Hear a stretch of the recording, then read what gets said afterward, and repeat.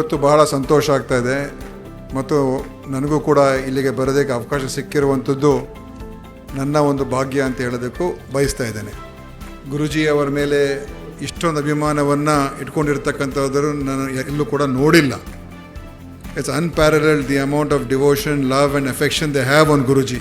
And people from all sections of society, all communities, all religions, all languages, there is no division, there is no barriers.